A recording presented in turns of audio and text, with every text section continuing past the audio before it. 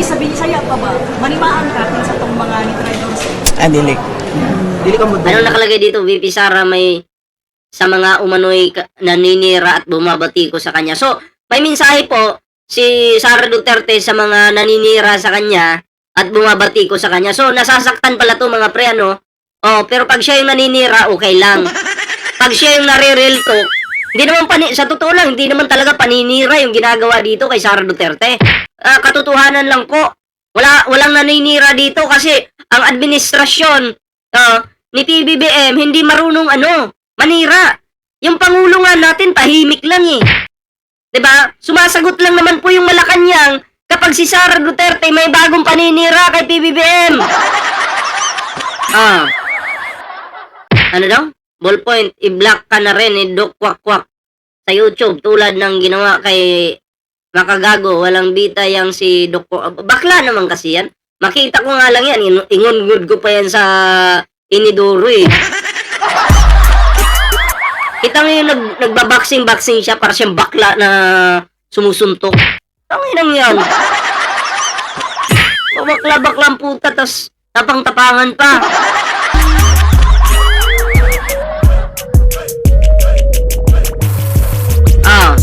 Tuloy natin to. Tuloy natin yung balat sibuyas na Sara Duterte. Dili. I don't take it personally. Kasi, para sa akin ba? Ano? Yung ginawa nila sa akin. Kasi, para sa akin ba? Yung ginawa nila sa akin. Personal yun sa akin. Ang ginawa nila, dalawa tong anggulo dito eh. Ang ginawa nila sa'yo, personal sa'yo? Personal sa'yo? I mean, ibig ko sabihin, kung ikaw yung nasa kalagayan ni Sara Duterte, tinitingnan mo na yung mga banat nila sa'yo, pinipersonal mo? O personal sa'yo? Dalawa yan eh. Pinipersonal mo, ina-absorb mo bilang personal na banat sa'yo yon or personal lang sa'yo? Medyo magulo, no? Tuloy natin. So, bilang isang politician, natural na ganun ang gagawin sa iyo. So, wala. Bilang isang politician, natural na yun yung gagawin sa'yo. Yung paninira na sinasabi mo. So, politician naman si PBBM, so natural na gawin mo yung paninira mo sa kanya. Okay, naintindihan na kita. Okay, pinahiya mo rin yung sarili mo. Narinig niyo po yun? Intindihin niyo po to. Bilang isang politician, natural na ganun ang gagawin sa iyo. Bilang isang politician, natural na ganun ang gagawin sa'yo. So si PBBM, isang politician. Si Sara Duterte, naninira kay PBBM. So natural yun kasi politician si PBBM. So dito, kung iintindihin po natin, naninira nga talaga si Sara Duterte. Diba? Natural eh. Alam mo, ikaw din yung nagpapahamak sa sarili mo, Sara. Huli ka tuloy. Politician si PBBM. Namamayagpag. May bunga. Yung taong gutom, ayun, babatuhin yung may bunga. Umamin, salamat! Salamat, Sara! Salamat! Na umamin ka rin na ikaw talaga yung naninira kay PBBM. Salamat at congratulations! Napakatanga mo talaga! Congrats! Galing mo! Galing mo! Di mo pinag-isipan. Ngayon, i-apply naman natin yung sinasabi mo sa sarili mo. Sa tingin ko, hindi ka sinisiraan. Bakit? Ikaw yung palaging nang babato. Ngayon, yung mga taong binabato mo, dumedepensa lang sila. Hindi sila umaatake. Dinedepensahan lang nila yung sarili nila. Sa mga kung ano-anong paratang mo. Sa mga kung ano-anong mga pinagsasabi mo. Wala talaga to si Inday. So wala lang yan sa akin. Pero ang ginawa nila sa bayan, Hmm. yung Kunyari, concern sa bayan. Concern ka sa bayan? Bago ka maging concern sa buong Pilipinas, Sara Duterte, ha? Maging concern ka muna sa Davao City. Puno ng basura dyan, ang baho. Ha? Mabaho ang Davao City, puno ng basura, Sara. Linisin mo muna yung Davao City bago ang buong bansa. Kunyari, concern ka sa buong bansa, yung Davao nga. Mabaho yung Davao. Diba? Kasi may mga basura eh. Pag may baha, palutang-lutang yung basura. Oh.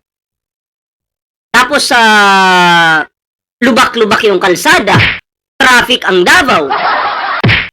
Kung titingnan mo yung mga damo sa gilid, papunta kang Davao, ang tataas ng damo. Hindi man lang pinaputol.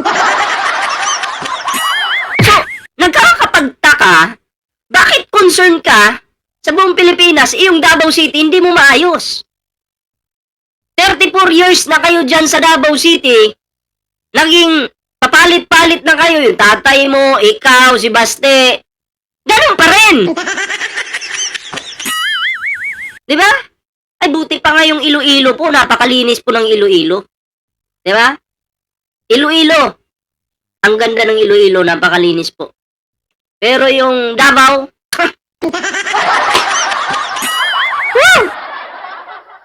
ewan ko na lang.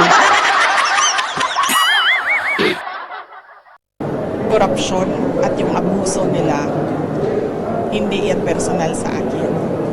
So, hindi natin yan palalampasin. Yung corruption, ano daw yung sabi niya? Intindihin natin na maayos, ha? Personal sa akin. Korupsyon at yung abuso nila, hindi yan personal sa akin. So, hindi natin yan palalampasin. Yung corruption, hindi daw personal sa kanya. Pero dapat personal yan sa'yo yung corruption. Kasi pera ng taong bayan yan, dapat maging concern ka dyan. Hindi tumutugma dun sa sinasabi mo na hindi mo pa lalagpasin pero hindi personal sa'yo. Dapat personalin mo yan kasi kayo yung nasa gobyerno. Diba? Kayo yung nasa gobyerno. So parang wala lang sa'yo. Kahit ninakaw na yan, hindi naman personal yan sa atin. Oh. Ha? Ang sabi dito, basahin natin. Sabi ni Virgin, yung mga sinasabi ni Sara, hindi mo maunawaan. Yung mga paliwanag niya, ang hirap unawain. Mahirap talagang unawain kasi bobo yung nagsasalita. Diba? Yung mga ninakaw daw na pera, hindi naman personal sa kanya. Pero mananagot daw sila. Paano yun? Mali eh. Kung ako, ay, personal talaga yun sa akin, yung mga ninanakaw yung pera dyan, kayo wanda kayo pag ako naging pangulo, ipapakulong ko kayo lahat. Basic lang, di ba? Ewan ko, bakit hindi niya magawang sabihin yun? Lolo. Oh, screenshot nyo, dali, pang thumbnail, oh. Oh, pang thumbnail. Oh, wait lang, ano ko, sino ba yung mga vlogger na nanonood sa atin dyan? Wala kayong thumbnail? Ito. Ito baka gusto niyo yung thumbnail dyan. Ngumingiwi po siya, ha? Screenshot na, dali! Oy! Screenshot na! Aba, may pang post na kayo sa Facebook niyan. Ngumingiwi pa yan. Para lang kang kausap mo, baliw. Hindi. Ang media, parang ang ini-interview nila, baliw talaga. Sino ba yung mga mga vlogger? Tapos na screenshot na, tanggalin na natin. Dito na tayo, tuloy tayo.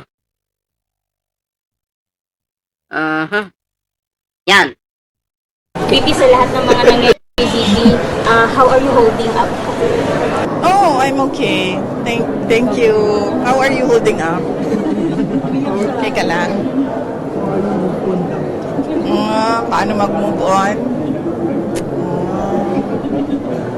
Shoutout po kay Ma'am Teresita Dayo. Salamat po sa mga nag-like sa ating live ngayon, ha. Kuan siguro, prayers. Prayers!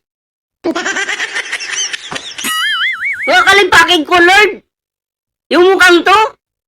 Yung mukhang to? Prayers! Mahiya ka, oy! Minumura ng tatay mo yung Diyos! Prayers ka dyan. And meditation. Ay nga na. Wala, baliw. Baliw, di ba? O ngayon mga pre, sunod po natin, idugtong po natin ito. Babasahin po natin ito mga pre, ha. Mukhang tahimik tong si Jingay ngayon, ha. Jingay. Asan ka na, Jingay? Uy, basahin natin. O, basahin po natin to, itong nasa screen natin mga pre.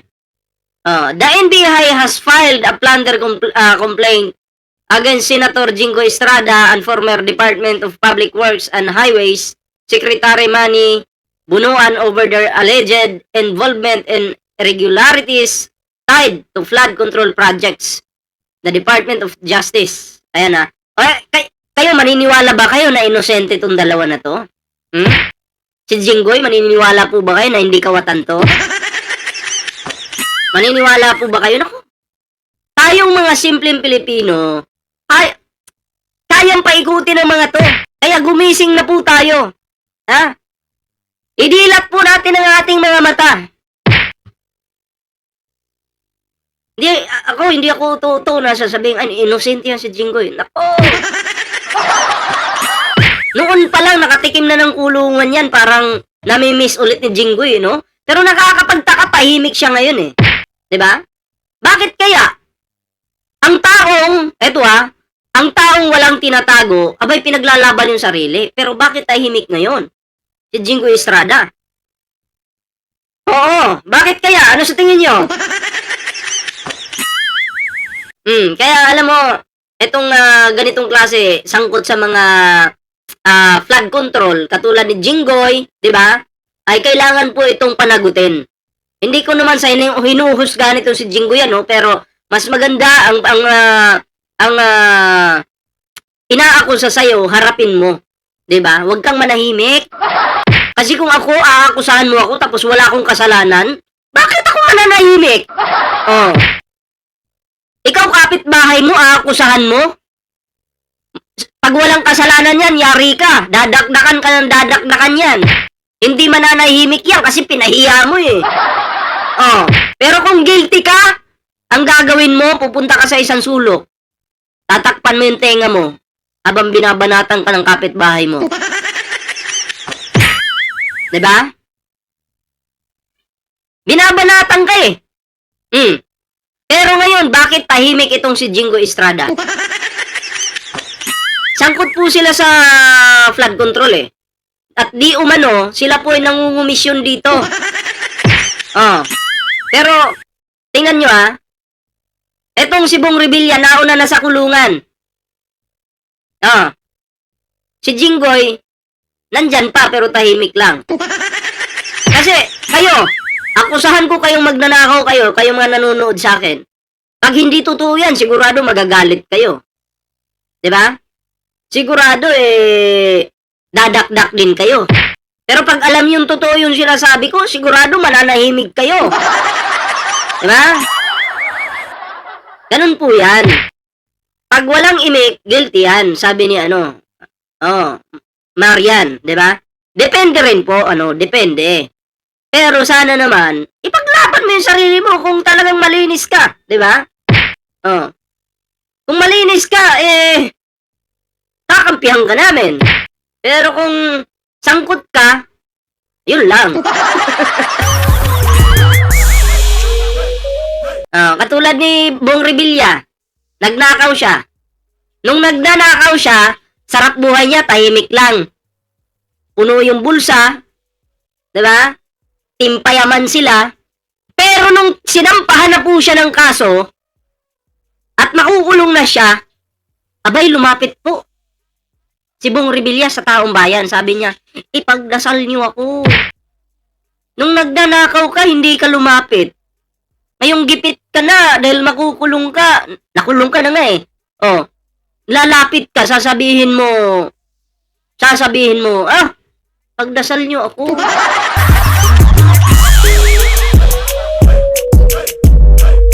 Diba? Pagdasal. Kailangan mo pala ang taong bayan sa oras ng kagipitan. Pero oras ng pasarapan, sulo mo lang ano. Kayo mga pre, anong masasabi nyo dito? Comment down below. And huwag kalimutan mag-like, share, subscribe para naman po maging updated kayo sa mga uploads natin. So ayan, next topic na po tayo.